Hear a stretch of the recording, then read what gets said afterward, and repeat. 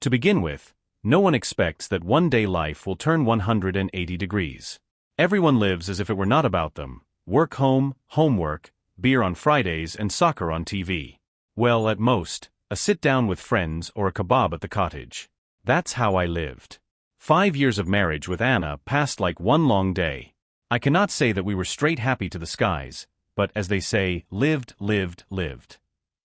And suddenly, bam! A suspicion popped into my head, and everything started spinning. Thank you for watching my channel. I create videos for your enjoyment. Please subscribe if you want to support my efforts, it's very important to me. I apologize in advance for any mistakes. Dubbing is done by neural network. Please point out mistakes in the comments so I can correct them. At first it seemed like a routine situation. So what if my wife sits on her cell phone, texting for hours? Women always have tons of groups, girlfriends, chat rooms. I didn't even pay attention. One day I went into the kitchen, and she, just as I entered, immediately put the phone screen down. I smirked inwardly. Well, it happens, gossip, whatever. But you know, something invisible always starts at such moments. Some stirring in my brain. What if she hid it for a reason? A couple of days walked, looked closely, and then I began to notice that when I'm near, the phone turns off, goes to the side. She's obviously worried. A seed of suspicion has been planted. I did not make hysterics, although in my place, many would immediately go to sort things out. But I decided to be subtle, like in the old spy movies. I remembered one useful advice: if you want to know something, pretend that you are another person. So I did just that. I registered on a dating site under a different name. That's when the real detective work began. Can you imagine the picture? I create a new profile, so typical, handsome, successful, with a fascinating biography, although I myself am a simple man, from our small town. I couldn't afford a cool camera on my phone, but I made do with old photos from corporate events, where I could at least somehow be seen in a decent form. And after a couple of days I found her there, my Anna. Yes, the very wife who, it turns out, sat with friends in messengers. No, well, if you found your wife there, what would you do? Surely you wouldn't have gone straight to the trouble. So I decided to bait her. A little flirting, a couple compliments, and then it was on. The lady turned out to be the kind of hot stuff you read about in the papers. She got into straight talk right away, and I read it all and laughed. But here's the best part: she started sending me explicit pictures. Yeah, just like that, she went crazy. And I, like a true gentleman, reciprocated. And then something completely different started happening. She and I became what I call pen pals. Only I knew who her new friend was. So what do I do next? Retaliate? Well, of course. Who has the patience to endure such humiliation? And then came the moment when I realized it was time to move on to the next stage. To be honest, there was a moment when I felt a little sorry for her. But it lasted exactly 5 minutes. Imagine my wife, the one who for 5 years with me ate at the same table, slept in the same bed, told me that she loved me, sends another man photos of her tulip. And the most interesting thing is that I have seen this tulip a million times, and now she presents it as a new product. If I were any other man, a storm would have blown up. Scandal, a fight, divorce, the usual. But I didn't want to go down that formulaic path. I'm not the kind of guy who starts swinging fists right away. No, I decided to savor the moment. Give her a chance to open up, take the game to its logical conclusion. And so when our virtual romance gained momentum, I decided to push her to the next step, a real meeting. Imagine, she thinks that she writes to some Alexander or Max, all this mysterious handsome from the site, but in reality, it's her husband, sitting on the couch and drinking beer. Comical, isn't it? One evening we started talking about how it would be nice to meet in real life. Not directly, of course. I, as a real gentleman in this situation, gently hinted how I would like to see you in person, and she replied, "Yes, I've been thinking about it for a long time too." Oh really? You think I'll meet that perfect man in person? She was still breaking down for a long time, saying it's uncomfortable, dangerous, what if someone finds out? Well, here I, as they say, a little gave in. "You want us to get closer, don't you?" I wrote. And her eyes lit up. That moment was a turning point. She didn't know that her every line, every hint, was my triumph. My revenge was about to explode. At this point, I realized she was ready for anything. The real world didn't suit her anymore. She wanted something new, something forbidden. You know, when you get to that fine line, it's both scary and fun at the same time. But for me, that was just the beginning. I knew that her interest in her new acquaintance had crossed all boundaries, and she was ready to take it a step further. We agreed to meet. Can you imagine her face? My wife, who was going to see the stranger, stood all in anticipation. I chose the place carefully, our local cafeteria, where she and I have been more than once. But now she was going there not as a wife, but as a victim. A victim of her own greed for adventure. I was going there as a hunter. I was prepared for her reaction. To see it was my personal prize for all the humiliated male pride she stomped on with her playful texting. And her reaction was the cherry on the cake. So the moment was set. If someone had told me a year ago that I would be sitting in a cafe watching my own wife waiting for her new suitor, I would have laughed in their face. Now I was ready to see her walk into that establishment, full of hope and expectation. Her heart must have been pounding like a drum at a rock concert. But what was really waiting for her? Yeah, surprise, darling. I got there early, sat in the far corner. I didn't want to attract attention, but I also needed a good vantage point. I ordered a coffee, pretended to flip through my phone, even though I was already seething inside. Here she comes in, looking around, searching for him with her eyes. Dressed, of course, as for the parade, a short dress which I gave her myself for the anniversary, heels, and of course her innocent look which always attracted me. It's funny to see her in that look when you know she's not expecting to meet her husband, but a fictional character. She looked around a few times, clearly nervous. In her head she was probably thinking, what if someone she knew sees? Ah, if only she knew who was seeing her right now. She sat at the table alone for about 5 minutes, looking around and checking her phone. It was getting close to the moment of truth, and I decided it was time. I got up, walked over to her, and you know that was the moment when life froze in her eyes. For the first second, she just didn't realize what was happening. The smile with which she greeted the stranger slowly melted away like ice cream in the summer sun. "Hi," I said, taking a seat across from her. She looked at me as if I were a ghost. Silently. The pause lasted maybe 10 seconds, but it felt like an eternity. And then her eyes started running around. "What are you doing here?" She barely squeezed out. "Well, you know, I'm your new acquaintance," I said with a smile. She turned pale. In that moment, I could see it all working in her head.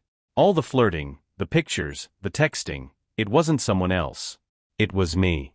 She still couldn't believe what was happening, and I savored the silent scene. She opened her mouth as if she was going to say something, but then just closed it again. That was it. We both knew this wasn't going to be an easy conversation. I can explain," she started, and I almost laughed. "Of course you can explain." "Explain? Like what? That your correspondence was just innocent jokes? Or that you decided to have fun on the internet because you were bored?" I could see the fear in her eyes. I'd been waiting for this moment, but deep down I didn't even know how to react to what I was feeling right now. Anger? Disappointment? No, it was a moment of triumph. I knew I had power over her now. And that power, frankly, was something I enjoyed. She stared at me, trying to get the words together in her head, but I could see she was paralyzed. Her usual self-assured look was gone. That Anna, who could easily get out of any situation, sat in front of me like a schoolgirl on an exam. She tried to speak, but every argument sounded pathetic and helpless. "It was just a correspondence, Igor, nothing like that happened." She tried to grab the last chance like a lifeline. "A correspondence?" "Yes, of course. Did you also send your intimate photos for nothing? And to this guy, who, by the way, turned out to be your husband?" I grinned as I watched her confidence slip away. Anna clenched her fists. Apparently she realized that any attempt to justify herself now would look even worse. I waited a few seconds, giving her a chance to say something sensible, but apparently she had no words left. That was the moment I realized I held all the cards. "Okay," I leaned back in my chair, "since you thought it would be so easy to explain, then listen to me. You and I have different rules of the game now." Her face turned white. I could see that she was beginning to guess that I was preparing something much more serious for her than just a conversation about hooking up. This evening was supposed to be her meeting with the perfect man, but it was her meeting with the real life she was trying to hide behind her phone screen. You know what the best part is, Anna? I could get up right now and just walk away. Divorce, property division, Standard operating procedure. But that's not what you're afraid of, is it?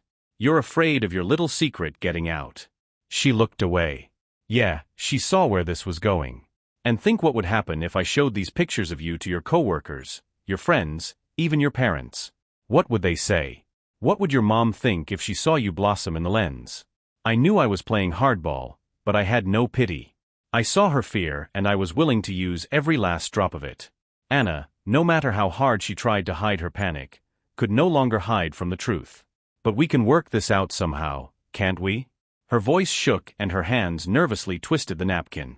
I stepped forward, moving closer to her so that she could feel the weight of the situation. We can. But on my terms, I said calmly. Did you think you could lead a double life? Now you're gonna play by my rules. And believe me, you won't like them. Anna swallowed, and I saw her eyes glisten with held-back tears. She wanted out of this situation, but she already realized that any move she made would only be on my terms. You have two options. 1. I'm going to send this to your friends and parents. Let them see what you've really become. 2. You do whatever I say. And yes, I'm not promising it will be easy. She looked at me with a look of horror, as if she saw not a husband but a judge about to pass judgment. And to be honest, at that moment, I felt like that, a judge who was deciding her future. So, Anna, what's your choice? She was silent. Her eyes darted around the room as if she was looking for a way out, but there was no way out. I could feel the silence thickening in the air, soaked in her fear. And you know, it almost felt good. No more games, no more pretense. Everything was in the palm of my hand. Igor, let's not do this, she squeezed out, barely audible. I don't know how this happened. Of course you don't. You were just trying to have a little fun, weren't you? And now you've backed yourself into a corner. I leaned closer, and you're going to have to answer for it. Her eyes filled with tears. And to be honest, the scene almost made me laugh. Here she was, the woman who thought she could have affairs behind her husband's back, now sitting in front of me, begging me not to ruin her life. But did I have the will to stop? No. Look, Igor, her voice trembled, we can forget all of this somehow. Just let's try to start over? She tried to grasp at straws, but I was relentless. How can you forget what's already happened? How do you start over when everything's already ruined? Start over? Are you serious? I grinned. After putting yourself on display like a showcase, you think you can just forget everything? It was a mistake, I didn't mean to. Oh, of course you didn't. No one ever wants to, but everyone does for some reason, I interrupted her. And now you have to live with that mistake, as you call it. And live by my rules. She tried to object, but I wasn't listening. I needed to take full control of the situation. Yes, I could walk away, file for divorce and forget about all this, but that would be too easy. Anna had to pay for everything. So the way this is going to work, I started to lay things out. You're now going to do everything I say. You'll forget about your correspondence, your admirers. You're gonna act like the perfect wife. Otherwise, well, you know what will be different. Her face turned ashy gray. She realized that she had no other choice. Igor, this is unbearable. I can't live like this, she whispered, and I noticed her hands trembling. Live like this? And how were you going to live with your virtual suitors? That was fine with you, wasn't it? So this would be fine. She didn't answer, just stared at the table as if her life depended on my voice. And in a way, it did. I felt that the power in my hands was what would hold her in place. She couldn't run anywhere else. We'll talk again tomorrow. And you'll be ready for what I have to say. I stood up, threw the money on the table and headed for the exit. In the meantime, think about how much you needed all of this. She remained seated in the cafe, not daring to look up at me. I knew that now her life would never be the same again. Outside, I breathed in the fresh air and felt a strange satisfaction. Revenge, as they say, is a dish served cold. But the most interesting part was ahead.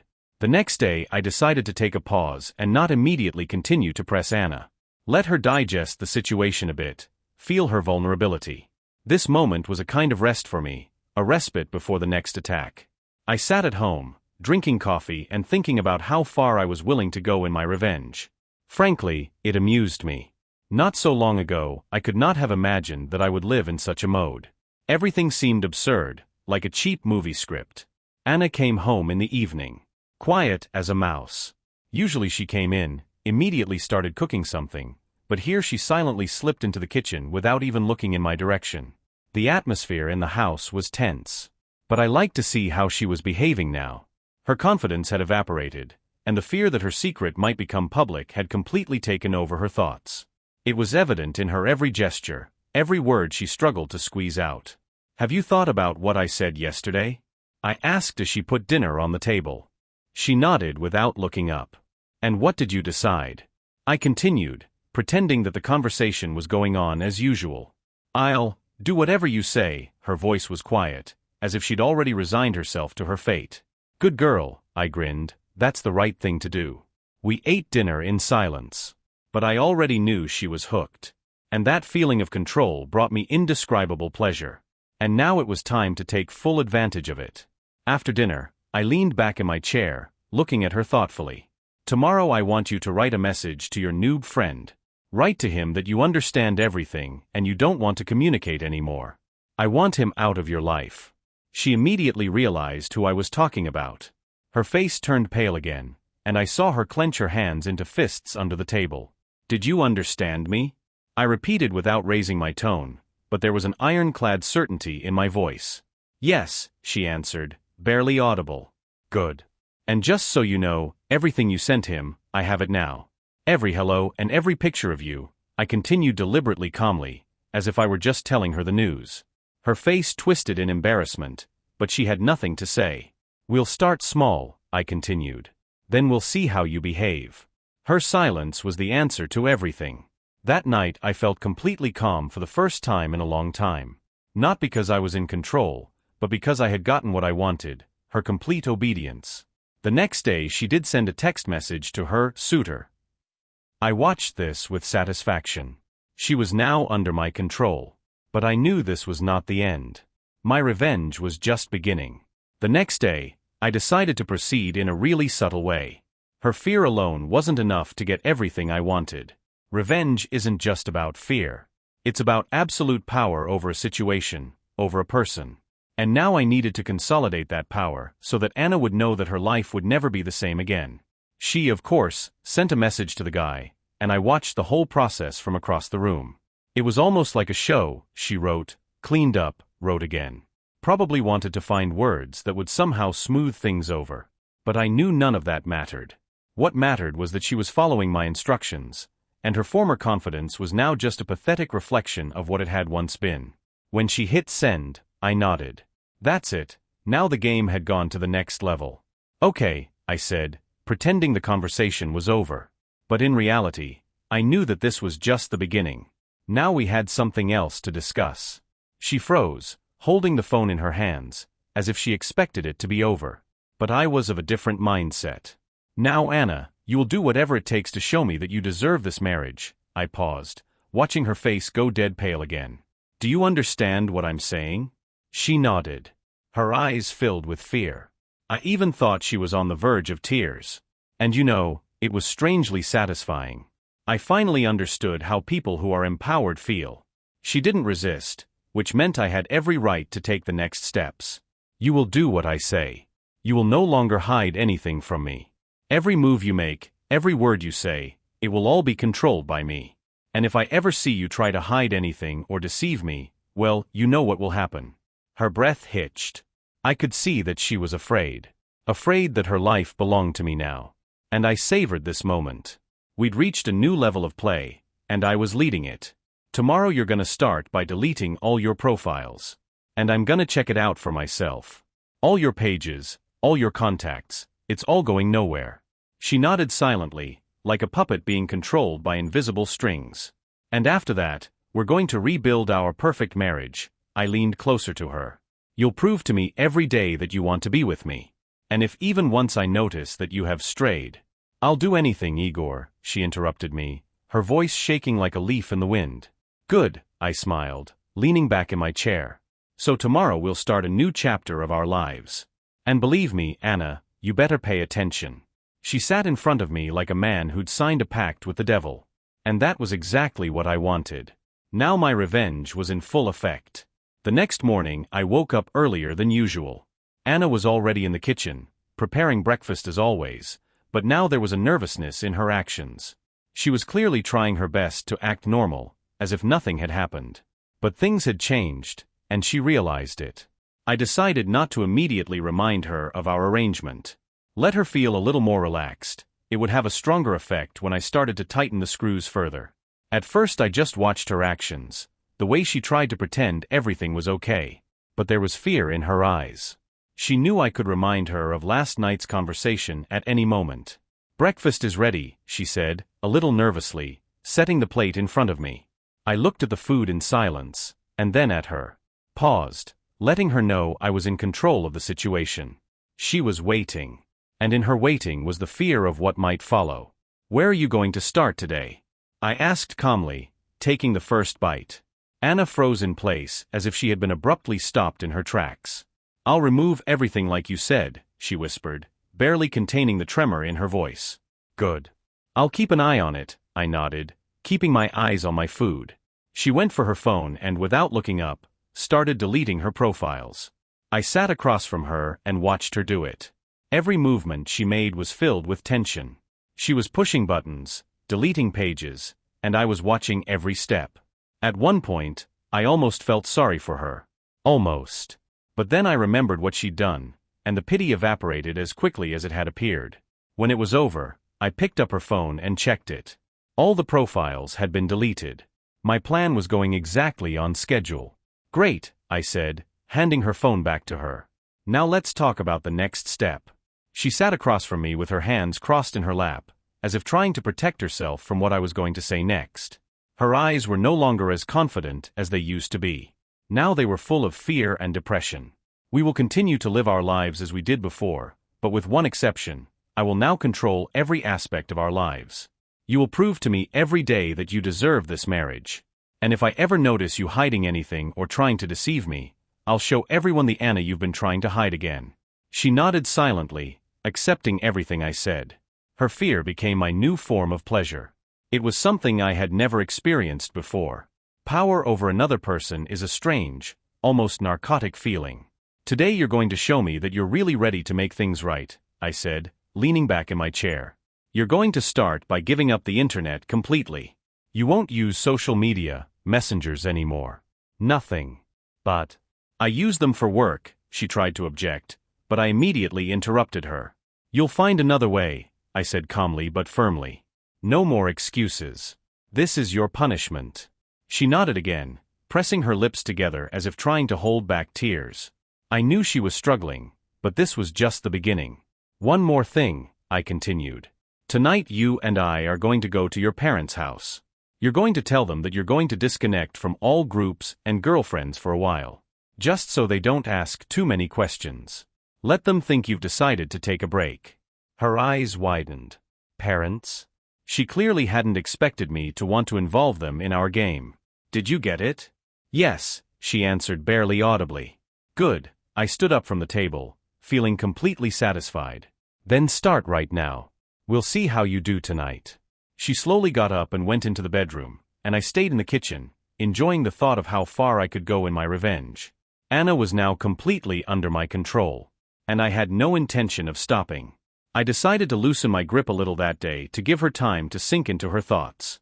No man can withstand constant pressure without a break, and I knew my revenge had to be as precise as a game of chess. One wrong move and everything would be ruined. Anna spent the day quietly, almost imperceptibly. She went off on some small errand, then came home and went straight into another room, avoiding me. But I wasn't in a hurry to touch her. Let her simmer in her own thoughts. After all, knowing that everything could fall apart at any minute was the best punishment. In the evening, as promised, I insisted on visiting her parents. Anna was clearly nervous, but she tried to hide it. She dressed sternly, as if she were trying to regain some of her lost confidence, but I could see that there was a real storm raging inside her. We walked out of the house in silence, each absorbed in our own thoughts. Her parents greeted us warmly, as always. I watched Anna try to keep the conversation going, but her voice was taut as a string. I decided not to rush things and let her start talking about what I told her to do. "Mom, Dad," she began, choosing her words carefully, I'm going to turn off social media and Messenger for a while. I want to get away from all the noise for a while. You know how it is. Too much time is spent on all sorts of chat rooms, groups. Need to reboot a little. Her mother raised her eyebrows, but didn't ask any unnecessary questions. She knew her daughter liked to be on the internet all the time, but apparently decided not to go into details. The father just nodded, continuing to chew his meat. That's a good idea, I said, supporting her fake version. Sometimes you need a break from everything. Anna threw me a brief, pleading look, but I pretended not to notice. She realized that her every move was now under my scrutiny, and there was no retreat. Throughout dinner, she sat quietly, barely touching the food, as if afraid of spoiling something. After dinner, we went home. I closed the door behind us and looked at Anna. Her shoulders were slumped, as if she were carrying a heavy load. Well done, I said with a fake smile. You did great. She nodded without looking up. Her hands were trembling slightly, and I could see her trying to hold herself together. That fear, that tension, it was all playing into my hands. But I knew that now I had to tighten the nuts again. Tomorrow is a new day, I said as I walked past her into the living room. And you're going to start it by completely rethinking your behavior. I don't want to see any more hints that you might go back into the virtual world. Do you understand? She nodded silently, as if she had already accepted her fate. I sat down on the couch and turned on the TV, pretending that our conversation was over. Anna stood in the doorway like a shadow, then slowly turned around and walked to the bedroom. I knew she was trying to come to grips with her new reality. She was no longer in control of her life. All decisions were now up to me. But that didn't stop me. On the contrary, the feeling of power was intoxicating, driving me onward. The next day I would continue the game, and the stakes would be even higher. The next morning, as soon as I opened my eyes, I felt that same familiar wave of control. Anna no longer looked the same. Her once confident steps around the house had turned into cautious and deliberate movements, as if each action had to be carefully considered so as not to displease me. I walked into the kitchen, and she was already standing at the stove, preparing breakfast, as was her habit. I stopped in the doorway, watching her. I could see that she was waiting for my further orders, though she was silent. The very atmosphere of the house spoke for her. She was waiting for me to tell her what to do next. I sat down at the table, and she placed a plate of food in front of me, carefully pushing back her chair so as not to make too much noise. Let's start this day by talking, I said quietly, pointing to the chair across from her. She sat down with her hands crossed in her lap, waiting to hear what I had to say. You've realized that we're playing by new rules now, and you have to prove your loyalty to me. I continued to speak in a measured tone, watching her reaction carefully. Yesterday was just the first step. You deleted your profiles, but that wasn't enough. Now you need to learn to behave the way a real wife should. Think of this as a second chance. She nodded, lowering her eyes. So you're going to spend today working on yourself. I want you to think about why you're in this situation in the first place. Why did you need to look for attention somewhere else? Her hands clenched in her lap. It was obvious that such questions made her uncomfortable. But I continued. Why did you need this virtual romance? What were you trying to find? Maybe you were missing something here? I leaned forward, looking straight into her eyes. Igor, I'm just confused, she whispered. It was stupid, I didn't know how to fix it. Stupid? I grinned. Didn't you think it was stupid to send pictures of yourself to some guy on the internet when you live under the same roof as me? Didn't you think it was stupid to hide your correspondence? I raised my eyebrows slowly. Or did you really think no one would ever find out? She lowered her head even lower, her shoulders tense, as if every phrase I said was pushing her harder. But I had to get an answer. So what was it? What were you missing from our relationship? She took a deep breath, clearly gathering her thoughts. It was just a way to distract myself, she finally said without looking up. I felt like I'd lost myself, that everything around me had become monotonous. I wasn't looking for anything serious, just wanted some attention. Attention? I grinned again, but this time without a trace of humor. And I thought it was enough to ask your husband. But apparently it was easier for you to flirt online than to talk to me. She swallowed, realizing that every attempt she made to justify herself was just a waste of time. Okay, I said, leaning back in my chair. Today you're going to spend the day thinking about how you're going to fix this. And remember, I'll be watching your every move closely. Any deviation, and I won't regret what I do next." She nodded again, rising slowly from the table to do her chores. But I could see that her thoughts were now completely taken over by fear of what might happen. And that was exactly what I was seeking. I knew that this day would be another step in my plan. Anna was slowly learning to live by the new rules, and I was ready to move on. My revenge was not yet complete. By now I knew that my revenge had to reach the finish line, but in a way that she would remember forever. Anna was already broken, but I couldn't stop until I had taken it to its logical conclusion, the point where there would be no going back. I realized that if I softened now, I would lose the control I had gained. No, now it was time to make the final, most brutal move. The day was approaching evening. Anna spent it in suspense, as if her every move was carefully calculated not to displease me. But that wasn't enough for me. I knew she was trying her best not to destroy the fragile world I had created for her. And that's when I had a plan that would culminate. I waited for her to sit across from me after dinner, unaware of what awaited her. When she did, I got straight to the point, without further preamble. "It's time to do one last thing. What I am about to tell you will be your test. If you pass it, maybe we can move on with our lives. If you don't, you lose everything." She looked at me wide-eyed, not understanding what I meant. I paused, letting her feel the tension. "Tonight you're going to go to your parents and tell them the whole truth. That you've been flirting with other men behind my back. That you've been sending them pictures of yourself. That you've been leading a double life. I want them to hear it from you. And I want you to look them in the eye when you tell them." Her face turned white as chalk. Seconds stretched like an eternity while she tried to comprehend my words. "But, Igor," she began, but I interrupted her at once. "No buts, Anna. Either you go and confess everything to them, or tomorrow I'll send your pictures to everyone you know. That's out of the question. You decided to play this game, now you've lost." She froze as if she'd been struck. Her lips trembled, and I could see she was on the verge of bursting into tears. But the tears didn't move me anymore. "You know I can do it," I continued coldly. "I've kept you on a leash, and you've tried more than once to get out of it. Now it's over. Either you obey, or tomorrow you'll be recognized by anyone who wants to." Anna tried to say something, but the words stuck in her throat. She realized there was no way out. At that moment she was truly helpless. "Your parents will be waiting in an hour," I said, getting up from the chair. "You have time to think about it." She sat still for a few minutes before she got up without saying a word and went to get ready. I didn't interfere, knowing she would comply with my demands. She just couldn't afford to lose everything all at once.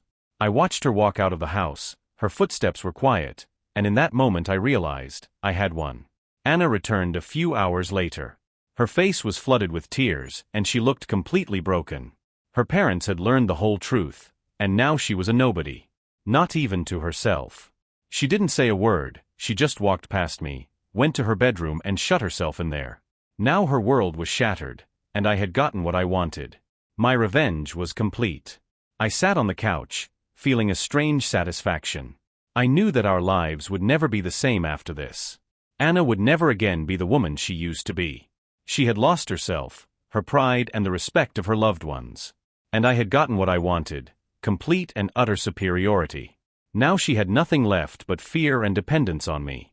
And I savored this moment, knowing that she had brought herself to this end.